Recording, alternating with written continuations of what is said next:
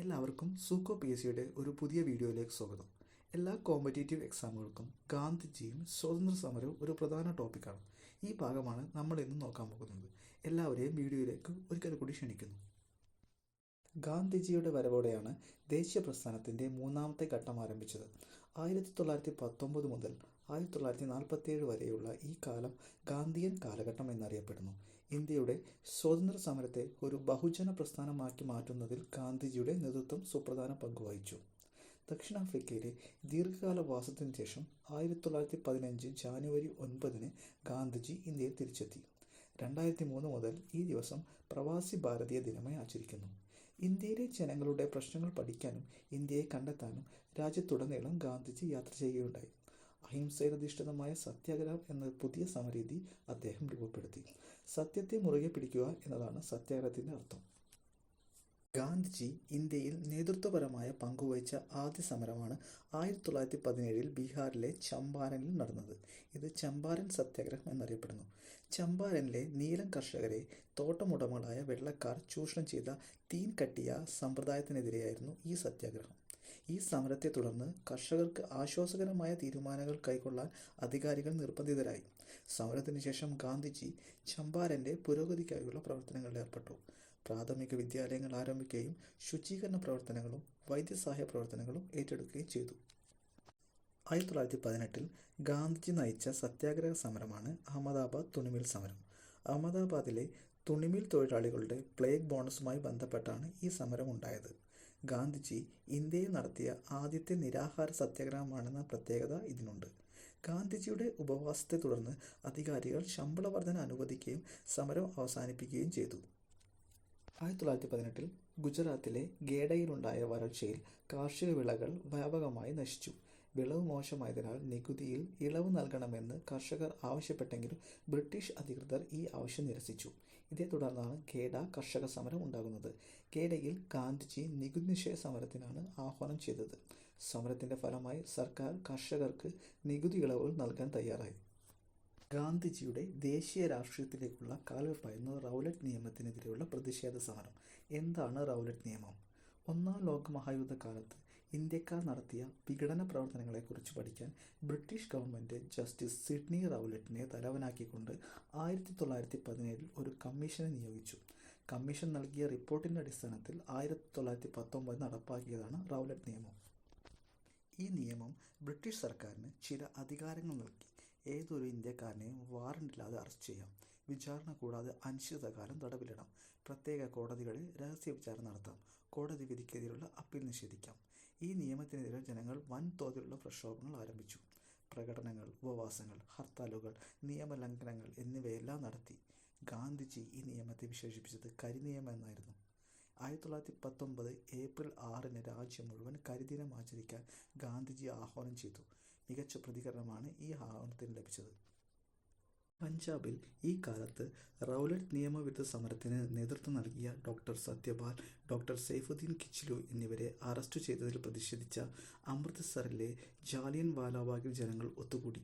നിരായുധരായ ജനക്കൂട്ടത്തിന് നേരെ വെടിവെപ്പ് ഉണ്ടാകുകയും നിരവധി പേർ കൊല്ലപ്പെടുകയും ചെയ്തു. 1919 ഏപ്രിൽ 13 ജാലിയൻ വാലാബാഗ് കൂട്ടക്കൊല നടന്നത്. ഈ ദാരുണ സംഭവത്തിൽ പ്രതിഷേധിച്ച് ഗാന്ധിജി ബ്രിട്ടീഷ് സർക്കാർ നൽകിയ കൈസർ-ഇ-ഹിന്ദ് പദവി ഉപേക്ഷിച്ചു. ഒന്നാം ലോക മഹായുദ്ധാനന്തരം ഓട്ടോമൻ സാമ്രാജ്യത്തിൻ്റെ ഭരണാധികാരി ഖലീഫയ്ക്കെതിരായ ബ്രിട്ടീഷ് നടപടികളിൽ പ്രതിഷേധിച്ച രൂപം കൊണ്ടതാണ് ഖിലാഫത്ത് പ്രസ്ഥാനം. 1919 ആണ് ഖിലാഫത്ത് പ്രസ്ഥാനം രൂപം കൊണ്ടത്. ഖിലാഫത്ത് പ്രസ്ഥാനത്തിൻ്റെ ഇന്ത്യയിലെ നേതാക്കൾ അലി സഹോദരന്മാർ എന്നറിയപ്പെടുന്ന മൗലാന ഷൗക്കത്ത് അലിയും മൗലാന മുഹമ്മദ് അലിയുമായിരുന്നു. ഖിലാഫത്ത് പ്രസ്ഥാനത്തിന് പൂർണ്ണ പിന്തുണയും സഹകരണവും ഗാന്ധിജി വാഗ്ദാനം ചെയ്തു. അഖിലേന്ത്യാ ഖിലാഫത്ത് കമ്മിറ്റിയുടെ പ്രസിഡന്റ് പദവിയും ഗാന്ധിജി ഏറ്റെടുത്തു. ഗാന്ധിജിയുടെ നേതൃത്വത്തിൽ ഇന്ത്യൻ നാഷണൽ കോൺഗ്രസ് നടത്തിയ ആദ്യത്തെ ദേശീയ പ്രക്ഷോഭമാണ് നിസ്സഹകരണ സമരം. 1920 കൊൽക്കത്തയിൽ ചേർന്ന ഇന്ത്യൻ നാഷണൽ കോൺഗ്രസിൻ്റെ പ്രത്യേക സമ്മേളനത്തിലാണ് നിസ്സഹകരണ സമരത്തിന് ഗാന്ധിജി പ്രമേയം അവതരിപ്പിച്ചത്. നിസ്സഹകരണ സമരത്തിന് ബഹിഷ്കരണ പ്രവർത്തനങ്ങൾ, ക്രിയാത്മക പ്രവർത്തനങ്ങൾ എന്നിങ്ങനെ 2 തരം കർമ്മപരിപാടികളാണ് ഉണ്ടായിരുന്നത്. വിദേശ വസ്ത്ര ബഹിഷ്കരണം, നികുതി നിഷേധം, പദവികൾ, ഉദ്യോഗങ്ങൾ എന്നിവ ഉപേക്ഷിക്കൽ, കോടതി ബഹിഷ്കരണം എന്നിവ ആദ്യത്തേതിൽ ഉൾപ്പെടുന്നു. ഹിന്ദു മുസ്ലിം ഐക്യം, ഖാദി വസ്ത്രങ്ങളുടെ പ്രചാരണം, ഐത്തോച്ചാടനം, ദേശീയ വിദ്യാലയങ്ങൾ സ്ഥാപിക്കൽ തുടങ്ങിയവ രണ്ടാമത്തേതിലും. എന്നിരുന്നാലും ഗാന്ധിജിക്ക് നിസ്സഹകരണ പ്രസ്ഥാനം നിർത്തിവെക്കേണ്ടി വന്നു. ചൗരി ചൗര സംഭവമാണ് ഇതിന് കാരണം. ഇന്നത്തെ ഉത്തർപ്രദേശിലെ ചൗരി ചൗര ഗ്രാമത്തിൽ ബ്രിട്ടീഷ് ഭരണാധികാരികളുടെ ദുഷ്ചെയ്തികൾക്കെതിരെ 1922 കർഷകർ സംഘടിക്കുകയുണ്ടായി. നിരായുധരായ കർഷകരുടെ ജാഥയ്ക്ക് നേരെ പോലീസ് വെടിവെച്ചു. ഇതിനെ തുടർന്ന് കോപാകുലരായ ജനക്കൂട്ടം 1922 പോലീസ് സ്റ്റേഷൻ അഗ്നിക്കിരയാക്കി. 22 പോലീസുകാർ കൊല്ലപ്പെട്ടു. ഈ സംഭവം അഹിംസാ സമര തത്വങ്ങൾക്ക് വിരുദ്ധമായതിനാൽ നിസ്സഹകരണ സമരം പൂർണ്ണമായി നിർത്തിവെക്കാൻ ഗാന്ധിജി തീരുമാനിച്ചു. 1922 ഫെബ്രുവരിയിൽ നിസ്സഹകരണ പ്രസ്ഥാനത്തിൻ്റെ പ്രവർത്തനങ്ങൾ മുഴുവനായും നിർത്തലാക്കുകയും ചെയ്തു. 1929 ലാഹോറിൽ നടന്ന ഇന്ത്യൻ നാഷണൽ കോൺഗ്രസിൻ്റെ സമ്മേളനം ഗാന്ധിജിയുടെ നേതൃത്വത്തിൽ നിയമലംഘന പ്രസ്ഥാനം തുടങ്ങാൻ തീരുമാനിച്ചു. ഇന്ത്യൻ സ്വാതന്ത്ര്യ സമരത്തിൻ്റെ അന്തിമ ലക്ഷ്യം പൂർണ്ണ സ്വരാജാണെന്ന് പ്രഖ്യാപിക്കപ്പെട്ടത് ഈ പ്രസ്ഥാനത്തിൻ്റെ ആരംഭത്തോടെയാണ്. ജനവിരുദ്ധമായ ബ്രിട്ടീഷ് നിയമങ്ങളെ ലംഘിക്കുകയായിരുന്നു ഇതിൻ്റെ ലക്ഷ്യം. ബ്രിട്ടീഷ് ഭരണത്തിനെതിരെ ഗാന്ധിജി നയിച്ച രണ്ടാമത്തെ ജനകീയ പ്രക്ഷോഭമാണിത്. ഉപ്പുണ്ടാക്കുന്നതിന് ഇന്ത്യക്കാർ നികുതി നൽകേണ്ടിയിരുന്നു. ഈ നികുതി വർദ്ധിപ്പിച്ചതും ഉപ്പിൻ്റെ വില വർദ്ധിപ്പിച്ചതും ഉൽപ്പാദനത്തിൽ തദ്ദേശീയരായ ചെറുകിട ഉൽപ്പാദകർ നേരിട്ട നിരോധനവുമെല്ലാം ജനരോഷം ശക്തമാവാൻ കാരണമായി. അതുകൊണ്ട് തന്നെ ഉപ്പിനെ സമരായുധമാക്കിയാൽ ബഹുജന പ്രക്ഷോഭം കൂടുതൽ ശക്തിയാർജിക്കുമെന്ന് ഗാന്ധിജി തിരിച്ചറിഞ്ഞു. ഇതേ തുടർന്നാണ് ഉപ്പു നിയമം ലംഘിക്കാൻ ഗാന്ധിജി തീരുമാനിച്ചത്. സമരപ്രഖ്യാപനം നടത്തിക്കൊണ്ട് ഗാന്ധിജി ഇങ്ങനെ പറഞ്ഞു: ഒന്നുകിൽ ലക്ഷ്യം നേടി ഞാൻ തിരിച്ചു വരും, പരാജയപ്പെട്ടാൽ ഞാൻ എൻ്റെ ജഡം സമുദ്രത്തിന് സംഭാവന നൽകും. 78 അനുയായികളുമായി ഗാന്ധിജി സബർമതി ആശ്രമത്തിൽ നിന്ന് 1930 മാർച്ച് 12 യാത്ര പുറപ്പെട്ടു. 385 കിലോമീറ്റർ കാൽനടയായി സഞ്ചരിച്ച് ഏപ്രിൽ 5 ദണ്ഡിക്കടപ്പുറത്ത് എത്തിച്ചേർന്നു. 1930 ഏപ്രിൽ 6 ഒരു പിടി ഉപ്പ് ശേഖരിച്ചുകൊണ്ട് നിയമലംഘന പ്രക്ഷോഭത്തിന് ഗാന്ധിജി തുടക്കം കുറിച്ചു. സി കൃഷ്ണൻ നായർ, ടൈറ്റസ്, ശങ്കരൻ എഴുത്തച്ഛൻ, രാഘവ പൊതുവാൾ, താപ്പൻ നായർ എന്നിവർ ദണ്ഡി യാത്രയിൽ പങ്കെടുത്ത മലയാളികളാണ്. കേരളത്തിൽ ഉപ്പു സത്യാഗ്രഹത്തിൻ്റെ പ്രചാരണങ്ങൾക്ക് നേതൃത്വം നൽകിയവരിൽ പ്രമുഖരായിരുന്നു കെ മാധവൻ നായരും ഇ മൊയ്തു മൗലവിയും. പയ്യന്നൂരിൽ കെ കേളപ്പനും കോഴിക്കോട് കടപ്പുറത്ത് മുഹമ്മദ് അബ്ദുറഹ്മാൻ, പി കൃഷ്ണപിള്ള എന്നിവരും ഉപ്പു സത്യാഗ്രഹത്തിന് നേതൃത്വം നൽകി. സത്യാഗ്രഹത്തിൻ്റെ ഭാഗമായി ഗാന്ധിജി, ജവഹർലാൽ നെഹ്റു, സുഭാഷ് ചന്ദ്രബോസ് തുടങ്ങിയ നേതാക്കൾ ഉൾപ്പെടെ ആയിരക്കണക്കിന് ആളുകളെ അറസ്റ്റ് ചെയ്തു. 1931 ഗാന്ധി ഇർവിൻ ഉടമ്പടിയോടെ സിവിൽ നിയമലംഘന പ്രസ്ഥാനം അവസാനിപ്പിച്ചു. 1931 ലണ്ടനിൽ വെച്ച് നടന്ന രണ്ടാം വട്ടമേശ സമ്മേളനത്തിൽ ഗാന്ധിജി പങ്കെടുക്കുകയും ചെയ്തു. ബ്രിട്ടീഷ് ഭരണത്തിനെതിരായി ഇന്ത്യയിലുണ്ടായ പ്രധാനപ്പെട്ട ബഹുജന സമരമായിരുന്നു ക്വിറ്റ് ഇന്ത്യ സമരം. ഗാന്ധിജിയുടെ നേതൃത്വത്തിൽ ഇന്ത്യൻ നാഷണൽ കോൺഗ്രസ് നടത്തിയ സ്വതന്ത്ര സമര ചരിത്രത്തിലെ അവസാനത്തെ ബഹുജന മുന്നേറ്റവും ഇതാണ്. 1942 ഓഗസ്റ്റ് 8 ബോംബെയിൽ നടന്ന അഖിലേന്ത്യാ കോൺഗ്രസ് സമ്മേളനത്തിലാണ് ക്വിറ്റ് ഇന്ത്യ സമരം പ്രഖ്യാപിച്ചത്. എല്ലാ അധികാരങ്ങളും ഇന്ത്യക്കാർ കൈമാറി ബ്രിട്ടീഷുകാർ ഇന്ത്യ വിട്ടുപോകണമെന്ന് സമ്മേളനം ആവശ്യപ്പെട്ടു. സമ്മേളനത്തിലെ പ്രസംഗത്തിൽ ഗാന്ധിജിയുടെ പ്രസിദ്ധമായ വാചകം ഇതായിരുന്നു: പ്രവർത്തിക്കുക അല്ലെങ്കിൽ മരിക്കുക. സമരത്തിൽ കോൺഗ്രസിലെ ഒട്ടുമിക്ക നേതാക്കളെയും അറസ്റ്റ് ചെയ്തു.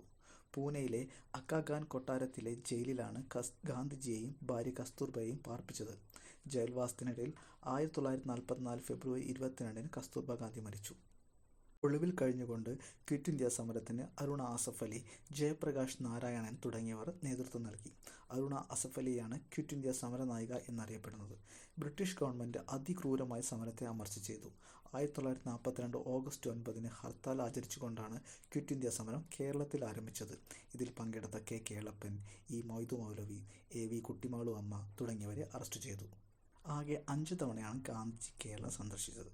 1920, 1925, 1927, 1934, 1937 എന്നീ വർഷങ്ങളിലായിരുന്നു ഇത്. ഖിലാഫത്ത് സമരത്തിൻ്റെ പ്രചരണാർത്ഥം 1920 ഓഗസ്റ്റിലാണ് ഗാന്ധിജി ആദ്യമായി കേരളത്തിലെത്തിയത്. കോഴിക്കോട്ടെത്തിയ അദ്ദേഹം പൊതുയോഗത്തിൽ സംസാരിച്ചു. 1925 മാർച്ചിൽ രണ്ടാം തവണ കേരളത്തിൽ വന്നത് വൈക്കം സത്യാഗ്രഹത്തിന് പരിഹാരം കാണുക എന്ന ലക്ഷ്യത്തോടെയാണ്.